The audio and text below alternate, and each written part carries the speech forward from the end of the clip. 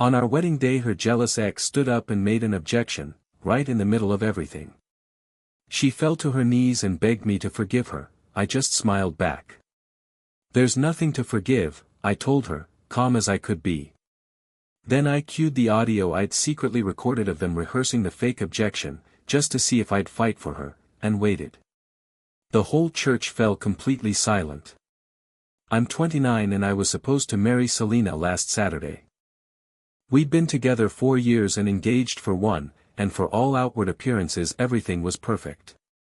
She'd always been sweet and supportive, constantly talking about the kids we'd have and our future together. Her friends used to call us couple goals, which, in hindsight, should have been the first warning sign. 2 weeks before the wedding I was at her apartment helping with last-minute details. She was in the shower and her phone kept buzzing on the counter, face up, and I saw a preview from her ex, Blake. He's 30. The preview said, "Remember, wait for the priest to ask, then stand up and my stomach just dropped." I didn't grab her phone or confront her right then. I made a note of it and started paying closer attention. Over the next few days I noticed little things that didn't sit right. She kept bringing up Blake for no reason, saw Blake at the coffee shop, so awkward, or Blake texted, asking if I'm really getting married. It felt like she was testing me, trying to measure my reaction. At the rehearsal dinner her best friend Tina, she's 28, let something slip. After a few teasing comments Tina giggled and said, "Can't wait to see your face tomorrow during the ceremony," then added, "Selena says you're going to be so surprised." I played it off like I didn't notice, "Yeah, can't wait to see her dress," but Tina gave me this weird look. "Oh, yeah, the dress, that's what I meant," she stammered, and that night I couldn't sleep. I could feel that something was seriously wrong. So I did something I'm not proud of. I went through the iPad we share that syncs with her messages. There was a whole group chat, Selena, Tina, her sister Nina, 25, and Blake. The messages went back for weeks. Selena, "It's perfect." Blake objects, says he still loves me. I cry and beg him to leave, then turn to see if my man will fight for me. Yes, every girl deserves to see her man jealous.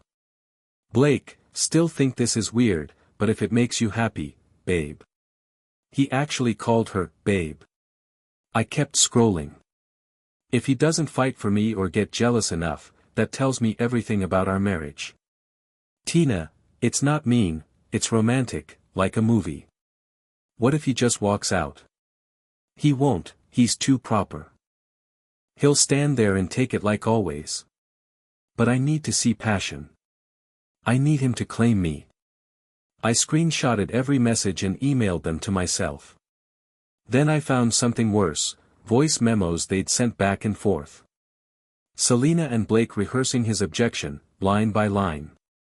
Multiple takes, critiquing their performances. "Make it more desperate, Blake." Should I mention the Paris trip we took? Yeah, that'll push him. I downloaded everything, 3 hours of recordings and proof. Back at my hotel that night I started making my own plan. Saturday came and the weather couldn't have been better. 200 people showed up. Selena looked absolutely stunning, I won't lie about that. Playing the happy groom felt like the hardest acting job I'd ever taken on. The ceremony started and it all looked beautiful. Selena cried, performance tears, I'd later realize. We reached the vows and exchanged rings. Then the priest said the line, "If anyone objects, speak now or forever hold your peace." Just like we'd planned on their recording, Blake stood up from the 5th row. There was a gasp from the crowd. I stood and said, "I object." Blake's voice trembled with the rehearsed emotion as he declared, "Selena, I still love you. We were meant to be together. Remember Paris? Remember what you said underneath the stars?" He pushed. Selena turned, hand over her mouth, giving a performance that could win an Oscar. "Blake, no, you have to leave," she told him on cue. Then she spun toward me, eyes wide. "Baby, I'm so sorry. He's crazy. Tell him to go." Show him I'm yours, she begged, and the entire church waited for my reaction. Her mother clutched her pearls and my mom looked like she could snap. I kept my face steady and calm. I pulled out my phone. There's nothing to forgive, Selena, I said out loud, watching her go confused. She pleaded, what? Baby, make him leave. Actually, before we go any further, there's something everyone should hear, I said. I had already lined up the venue's sound system, the AV guy had been paid that morning. I connected my phone and the first voice memo started to play, filling the church with Selena's recorded voice. If he doesn't fight for me or get jealous enough, that tells me everything about our marriage, the recording said. People gasped and Selena's face drained of color. Then Blake's voice chimed in, what if he just walks out? Selena on the recording, he won't. He's too proper. He'll stand there and take it like always. I let the whole 5-minute rehearsal play out, them laughing and talking about how epic it would be. Blake actually had the nerve to ask her if she was sure about marrying me when she needed to run a stunt like that. And she, without missing a beat, said marriage was nothing but paperwork anyway, and that she had to know she could make me jealous whenever she wanted. The whole church went dead silent after that. You could have heard a pin drop. I slipped my phone back into my pocket and said, plain as day, if you want my answer, Blake can stay or go, I don't care. But I'm leaving. And I turned and started walking. That's when Selena grabbed my arm, desperate, begging me to stop. She swore it was just a test, just some way to prove I really loved her. Tests are for school, not for marriages, I told her. But she wouldn't let up. She said every woman does this. Then she turned to her bridesmaid. Tell him, Tina. And the crazy part? Tina actually nodded, like she was backing her up. It's true, she said. It's normal. You were supposed to fight for her. So I looked out at the crowd and asked, anyone else here test their partner with fake drama like this? And sure enough, my groomsman Marcus raised his hand. My ex did, he said. That's why she's my ex. Right then, Selena's dad shot to his feet, furious. What the hell is this, Selena? He barked. And she immediately turned on the waterworks, crying out, Daddy, he's humiliating me on my wedding day. I shook my head and told her, you humiliated yourself. All I did was press play. Then I walked straight out of that church. Behind me, chaos exploded. Blake scrambling to explain he was only trying to help, Selena's mom screaming at him, my mom actually laughing, the priest muttering about the sanctity of marriage. My best man Ethan caught up to me outside, handed me the car keys, and asked, Bar? I said, Bar. Honestly? Best wedding I've ever been to. 5 days later, the entitlement levels had gone through the roof. It started Sunday morning when Selena showed up at my apartment, still in her wedding dress, makeup smeared all over her face. She was pounding on my door at 6 a.m., screaming that I'd ruined her life. I cracked the door open but left the chain on. You're still in the dress? I asked. She shot back, where else would I go? We were supposed to be on our honeymoon. I told her maybe Blake was available, maybe the two of them could go recreate Paris together. That sent her into this guttural, primal scream that had the neighbors stepping outside to see what was going on. Through sobs she kept saying it was just a test, harmless, nothing serious. Every bride does it, she insisted. Name one who doesn't. When I didn't play along, she shifted again, we're still getting married. Daddy rescheduled everything for next month. I couldn't help but laugh. Your dad rescheduled our wedding without the groom? She just smiled like I was being dramatic. You'll come around. You love me. You're just in your feelings. Selena, I said, I literally walked out of our wedding. That's just cold feet, she replied. My therapist says so. Your therapist told you to stage a fake objection at the altar? I asked. Her face went beet red, and she admitted her therapist said she had trust issues and needed reassurance. And your solution, I said, was to invent a scene to test my trust. She pivoted again, this time to tears, saying she only did it because she loved me so much and was scared. She claimed she needed to know I'd fight for her. Fight who? I asked. The ex you paid to play along. She denied it, but I shut her down. That's exactly what it was. Go home, Selena. The next day her mom, Marisol, called me. And the audacity, she demanded I cover the costs of the cancelled wedding. 20 grand, the venue, the catering, the flowers. All wasted, according to her, because I had a tantrum. I told her flat out, I didn't stage a fake objection, Marisol. She brushed it off as a silly little girl thing. You destroyed my baby over nothing, she wailed. Your baby is 27 years old and conspired with her ex-boyfriend, I shot back. Marisol accused me of being dramatic. She complained the whole town was laughing at their family. Maybe don't raise your kids to treat marriage like a reality show, I said. She threatened to sue, so I forwarded her the screenshots of all their planning messages. She hung up. By Tuesday, it was Nina's turn. She stormed into my workplace and caused such a scene security had to escort her out. She was screaming that I was emotionally abusive for abandoning her sister, claiming I never loved Selena if I couldn't handle one tiny test. Then she really crossed a line, telling my coworkers I was gay and only using Selena as a cover. My boss had to step in.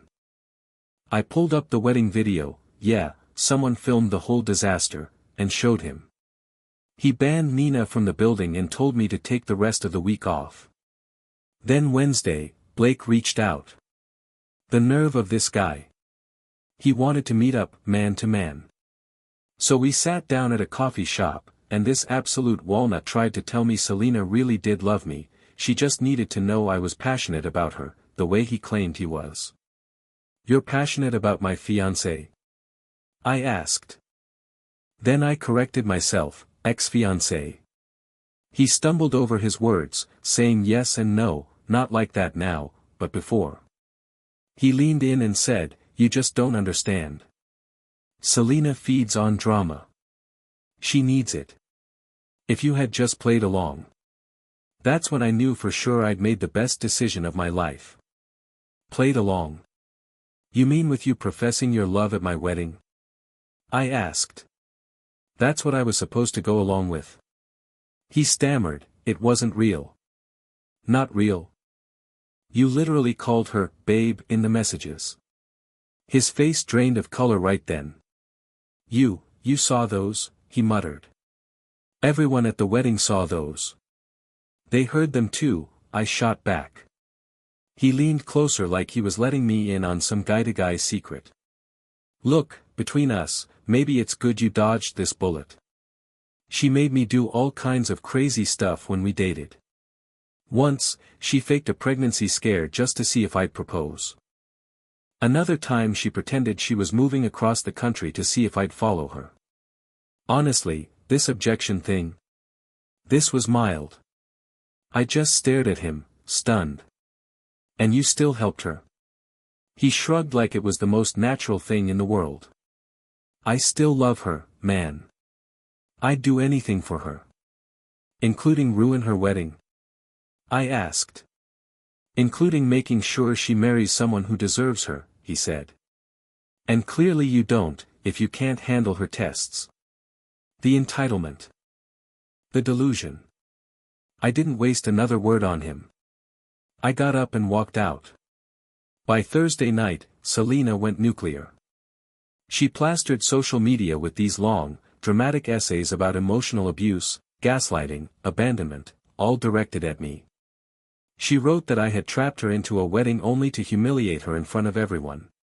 She even claimed that playing those recordings was revenge porn. Which, for the record, it wasn't. Then she called me a narcissistic sociopath who'd planned the whole thing as some twisted act of revenge. Within hours, her flying monkeys came swarming in. My phone blew up with messages and calls. Strangers dug up my social media accounts. I got actual death threats. Over a fake wedding objection.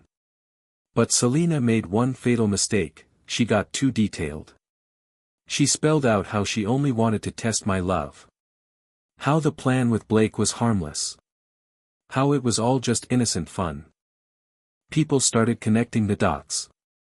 Wait, commenters wrote, so you planned the objection? Your ex was in on it.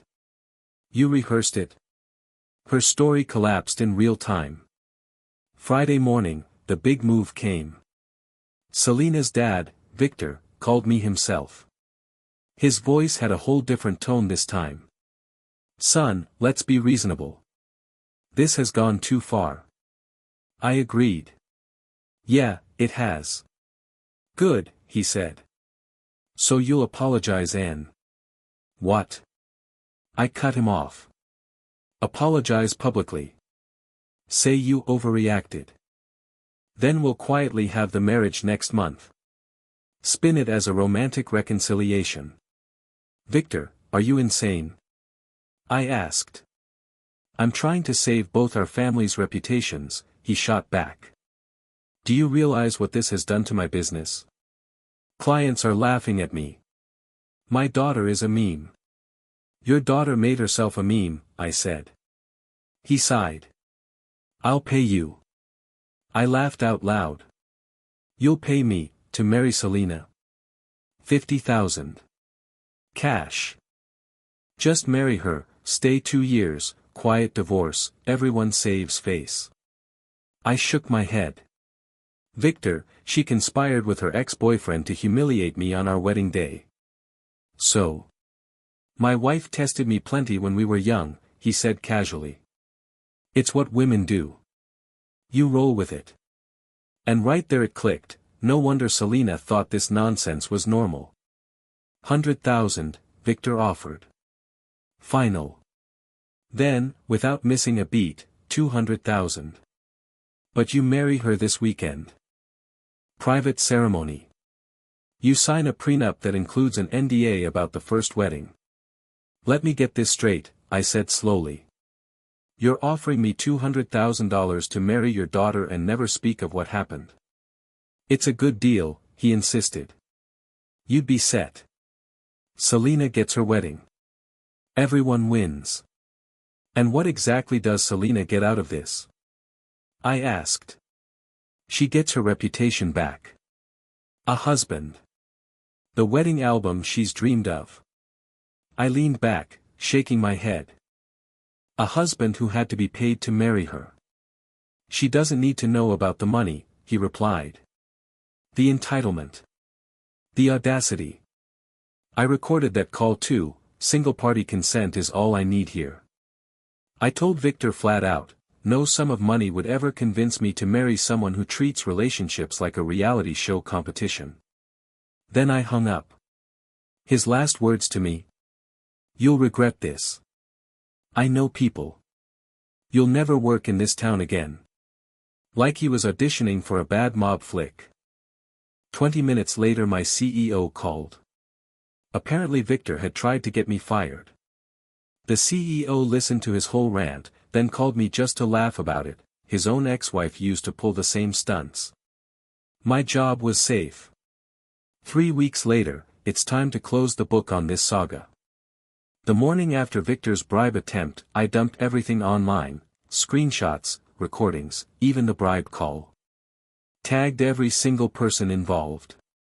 The internet took it from there. Selena went viral, but not the way she hoped. Memes exploded, "Don't be a Selena" trended worldwide. Someone launched a TikTok series, "Testing Your Man Gone Wrong," that racked up millions of views. And the fallout for her little crew? Brutal.